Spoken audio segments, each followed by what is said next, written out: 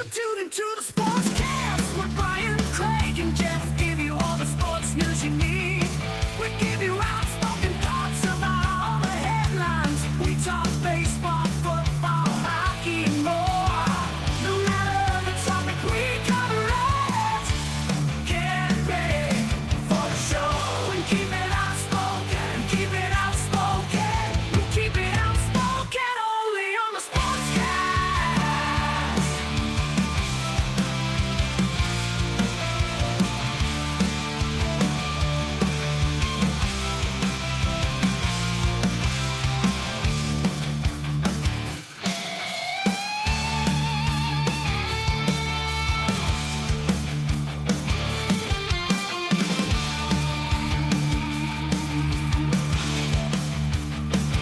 Tune into the Sportscast with Brian, Craig, and Jeff. Give you all the sports news you need.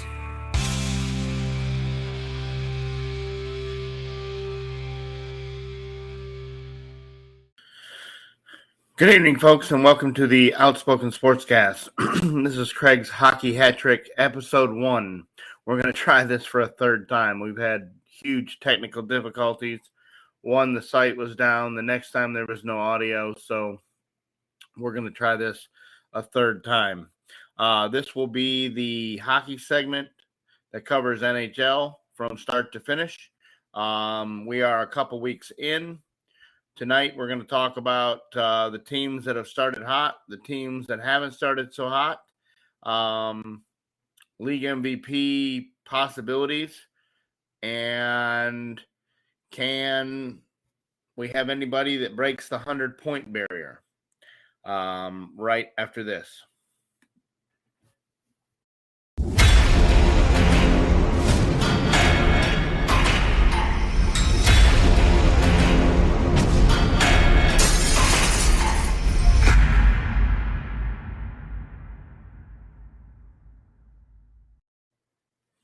All right, folks, welcome back. Craig's Hockey Hat Trick, Episode 1. We opened the season. Colorado raised the banner to the rafters. They are your current Stanley Cup champions and will be probably a strong favorite to go deep into the playoffs this year as long as they don't have a catastrophic injury. They've got a just an absolute stacked team with Nathan McKinnon and Cale Makar. They didn't really lose anybody. They lost Kadri, but that's about it. So interesting to see. Colorado's very hard to defend with the speed they have. It's just absolutely very, very difficult to cover all of them, and power plays become very hard to defend with the speed they have. You got guys that can score from anywhere on the ice, and those guys act like they've been playing together for years when they've really only been playing together one season. Cale Makar could have been on a bunch of different teams. A lot of teams passed on him in Colorado. It kind of just fell in their lap. So it'll be interesting to see if they can put that together and stay atop the NHL, or if one of these other teams that have started rather hot, the Vegas Golden Knights, they change out their coach. They've got 10 points. The Dallas Stars have been very, very hot coming out of the gate. They have 9 points. The Florida Panthers look like they picked up right where they left off. The New York Rangers, that is a team that I believe is going to make a lot of noise for the years to come. That team is super young, super fast like Colorado, and they have a guy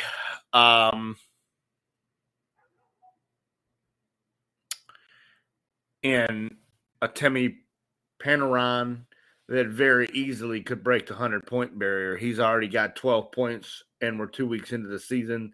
This guy flies around the ice. He's got 4 goals, 8 assists in 6 games. He's everywhere. He's their top line guy. He's their go-to guy. He's a power play guy.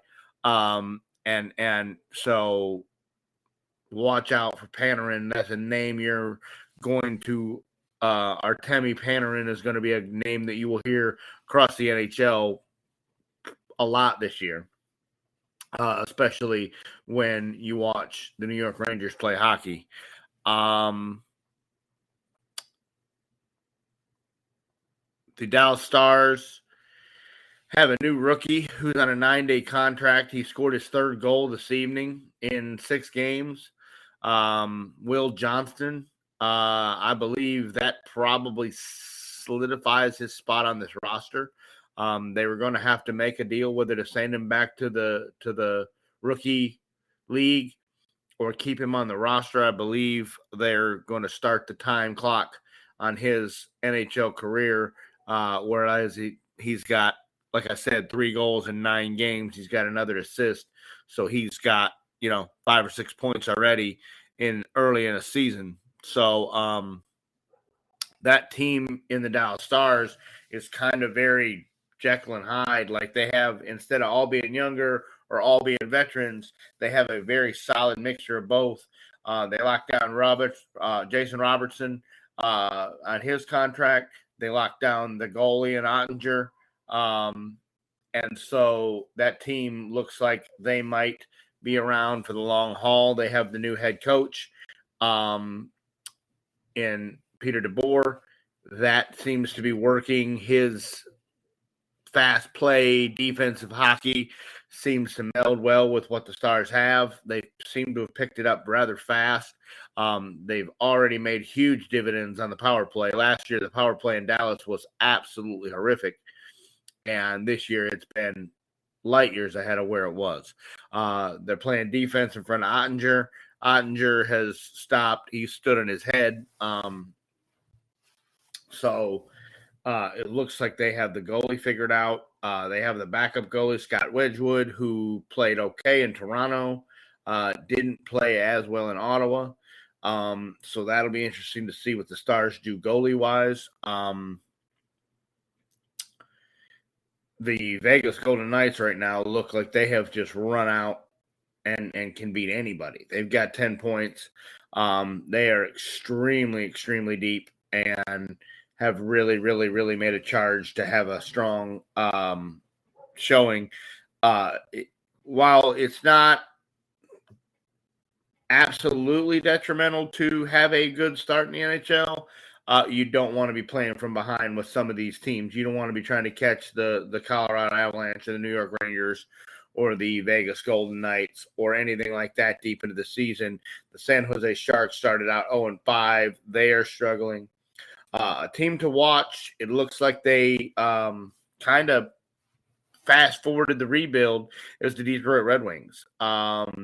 They had the longest modern era playoff streak right up with the San Antonio Spurs, like 30-something seasons straight that they made the playoffs, and a couple years ago they missed. And it looks like right now that they're right back in the thick of things. They got 8 points already. They're playing some really good hockey, and it looks like that new coach has got them going in the right direction. Out there in the West. So that'll be a team to watch in the future. Your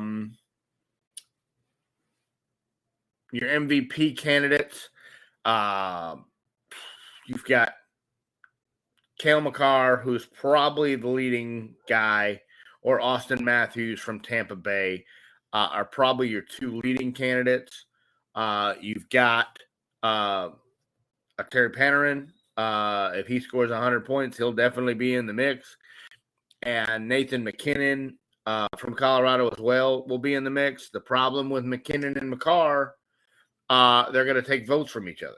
Here you got 2 guys on the same team. They're going to end up pulling votes from each other. It happens all the time. Those are 4 guys that are really, really going to make a noise. They're gonna lead their teams in scoring. They're gonna lead their teams in points. They're going to lead their teams to solid records and try to get the President's Cup in points and get home ice throughout the playoffs. It'll be very interesting to see if these teams can maintain the start they had in Vegas, in Dallas, in Calgary. Calgary, here's a team that they got rid of. They lose their two best players.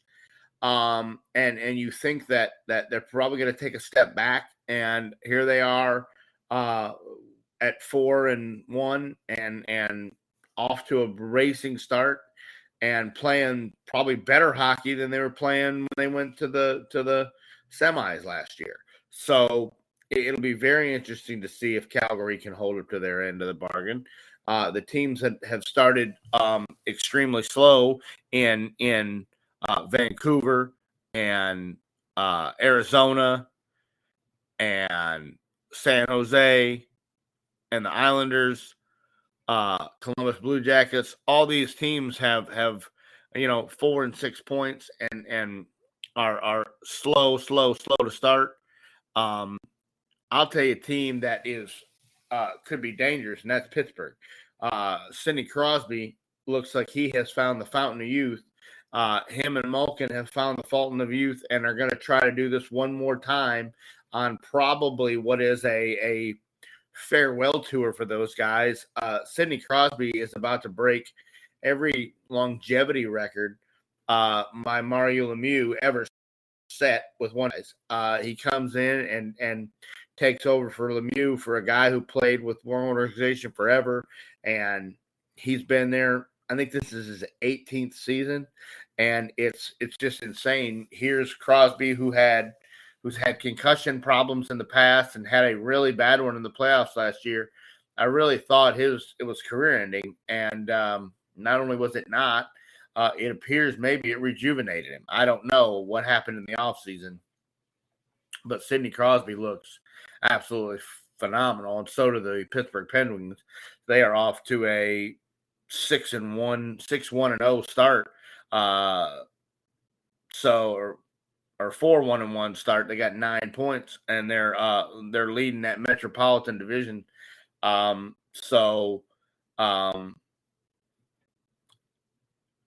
Boston Bruins, they're 7-1-0. They got 12 points. They just beat the Stars tonight 3-1. That team looks very good.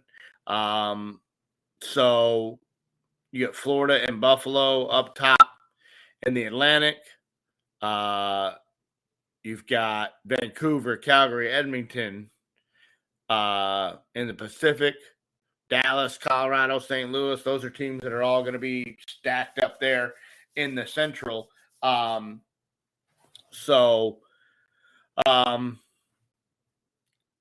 It's going to be a very long season, and it's going to be interesting to see if these teams, you want to start good, you want to start hot, and you want to try to maintain. If you get too far behind to try to make the comeback, it's just not as easy to do with these teams that are really, really good top to bottom. A lot of these new coaches have looked to have fit with their franchises. I don't really see anybody that changed coaches that isn't off to a good start, other than the Islanders. They get rid of their head coach, and they have started 2-4-0. So they're not really off to a great start there. But it'd be very interesting to see. We will try to do this either on Tuesdays or Thursdays. This segment will cover the NHL from the start to the end, throughout the playoffs and into the off season. Any kind of breaking news, any kind of trades, or teams that are hot, teams that are cold, any major injuries. We will cover it all from top to bottom, and we look forward to bringing it to you once a week.